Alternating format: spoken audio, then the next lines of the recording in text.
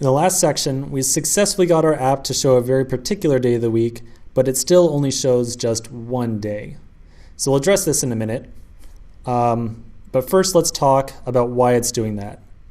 So we have our day item component, just one instance of it, and our day item is only really programmed to show a very particular day.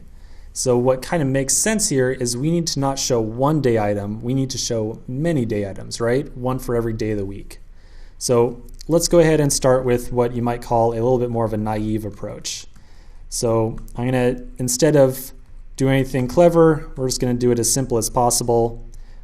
We'll go ahead and make multiple copies of day item, and then we'll just manually change the index. So this right here should show the first 4 days of the week.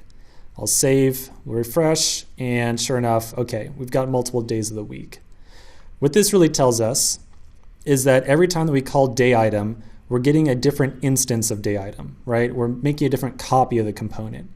So our weekdays component is really showing 4 different copies of day item here. Well, that's really handy to know. It's nice. This is, still a pretty naive approach, and we can, of course, do a lot better than this. So instead of calling day item multiple times, we're going to make a helper function to help us along.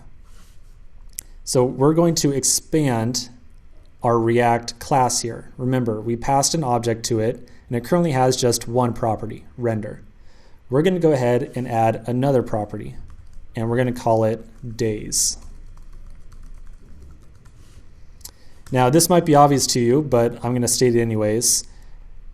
Whenever we create a React component, there are some functions that we'll define that are required by React or used by React. They will automatically be called by React.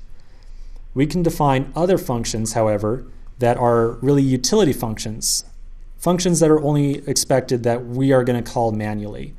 So whereas React, the library, will call render automatically, it's never going to automatically call days.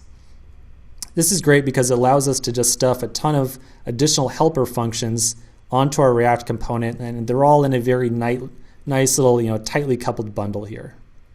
So let's talk more about days.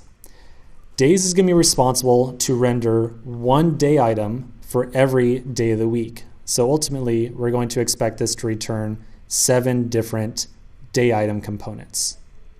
Each day item that we create will be passed a different day.